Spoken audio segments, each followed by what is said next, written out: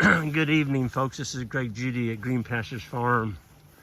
Today, the cow mob is over on what we call Jan's farm. We've got 1, 2, 3. There's 3 more moves in front of us, and this is winter stockpile that they're grazing. And folks, I'm telling you, this is like having gold. This is December 26th, the day after Christmas. And we're still grazing. Now, we got some old bales. The boys have they unrolled a bale over there where we had them at, and the cows are eating that 2-year-old hay over there. Because if we don't feed it, it's going to be bad by next year. You don't ever keep a big bale longer than 2 years, even if it's stored up on oak posts. You got to get rid of them. Now, if you store them in a barn, that's a different deal, but we don't have barns. But look at the condition on these cattle. I mean, they're just fat. And, you know, this is no grain, no protein licks. Somebody said, well, that just ain't right. And I'm like, what do you mean it ain't right? Well, it ain't right. You can't do that. These cows are pregnant.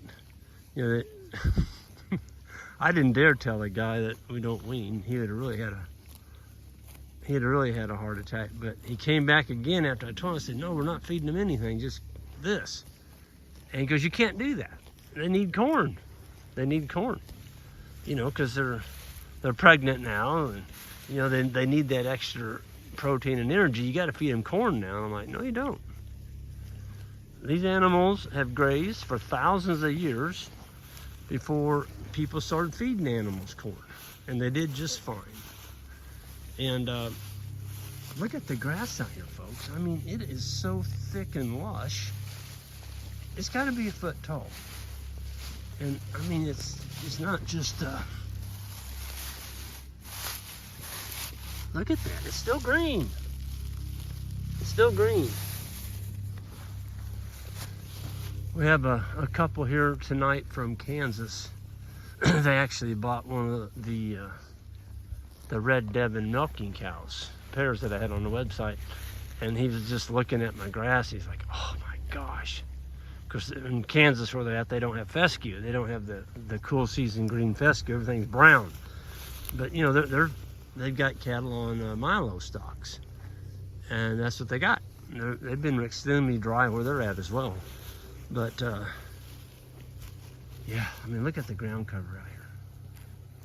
Folks, you can say what you want about Kentucky 31 fescue, but I'm gonna tell you straight up, if you're in an area where you can grow it, and I know there's parts of the country you can't, but there's a large area called the fescue belt. You need to check it out, see if you're in it. And if you are, you need to be growing it. In the wintertime, it's going to save you tens of thousands of dollars not having to feed as much hay. Now, I'm not going to say you won't feed any. Depends on the rainfall. We didn't have much rain this year, but we caught 9 inches in August. The first 11 days of August, we got 9 inches. That's all we had. That's all we had for the whole growing season. I say that's all. I mean, I know you guys out there in Idaho, or I'm sorry, Utah, Arizona, that's a lot of rain. That's all you get for the whole year, every year. But here in Missouri, you know, we're in a 38-inch rainfall area here.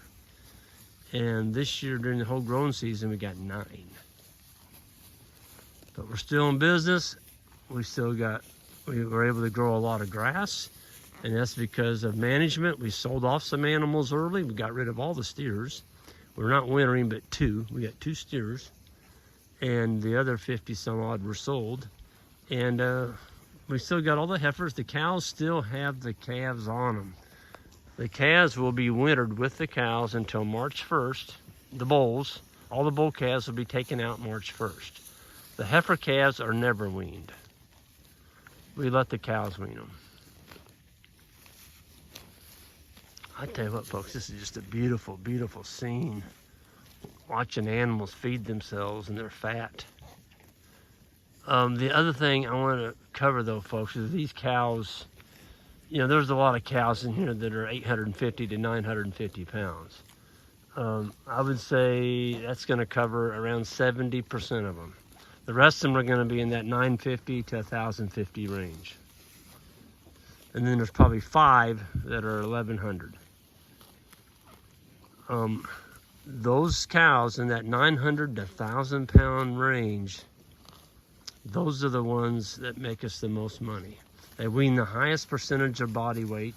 Right here, she's the 900 pounder. She's got a heck of a calf on her. So she's got 60% of her calf, 60% of her weight is in her calf, okay? And she did it all on forage, no corn. So regardless of what that guy said on YouTube, and I'm not making fun of the guy, I'm not. He just doesn't, you could tell it was just foreign to him that cows didn't need corn, because he goes, well, what are you doing? Your grass isn't growing. What do your cows eat?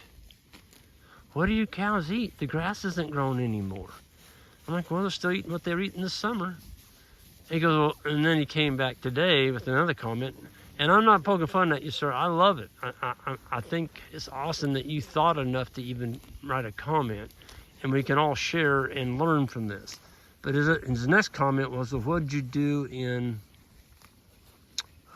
July? That's the fescue slump. What did you do in July and August when it's hot? What'd you do? I'm like, well, we kept grazing. We just kept moving. But we got 20 to 22 different species of grasses and forages in our paddocks. And so, yeah, the cows weren't eating the fescue too much, but they were eating the other grasses. We've got a few warm seasons. We've got some weeds. We got cerise. Well, we did. We had some Cerise lespedeza, which I wasn't real crazy about, but Isaac made him eat it.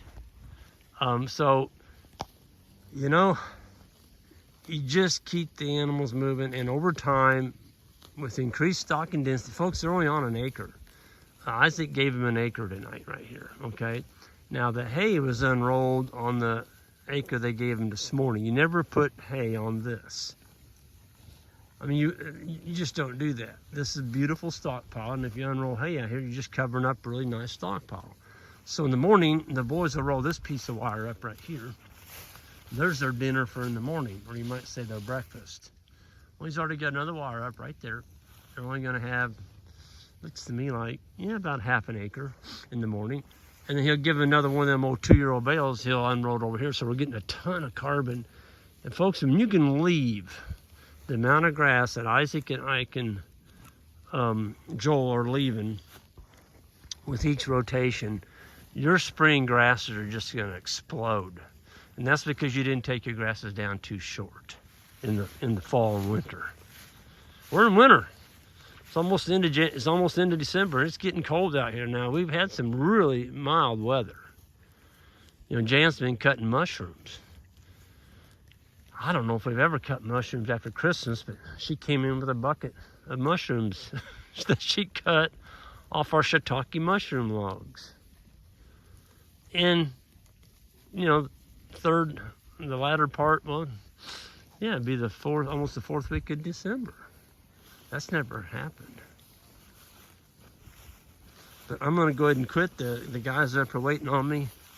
And, yeah, just wanted to show you what the cow herd's eating tonight.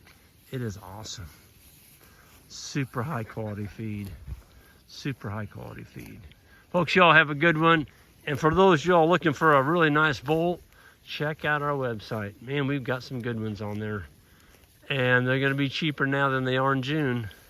Everybody wants a bull in June, but right now you can get those bulls. These are older bulls. They're anywhere from 3, I think there's 1, 4, and then there's a 5. I think there's a 6-year-old in there. That's the thing about these smaller frame bulls, folks. They last. We had a customer buy one and used it for 10 years. And they sold it, and they called me up and said, Greg, we need another bull. I said, what happened to your last one? Did he die? Oh, no, he didn't die. We just sold him to our neighbor, and now we're ready for another bull to bring some new bloodline in. I'm like, you're kidding me. He said he's still using him. He's doing fine. 10-year-old bull, still breeding cows, perfectly sound. Folks, That's because these bulls don't get to 2,000 pounds. You get a bull at 2,000, 2,500 pounds, he's going to break down. His legs are going to break down. Packing all that weight, he's going to break your heifers down. These bulls are in that 1,200 pound range. They're not going to break down. They just keep going, you know. Like the ever-ready bunny. They just keep going and going and going. Because they're not packing around a ton of weight. Folks, I'm going to get out of here. Y'all have a good one, and we'll see you next time. If you need a bull, go to greenpasturesfarm.net. Check them out. Take care.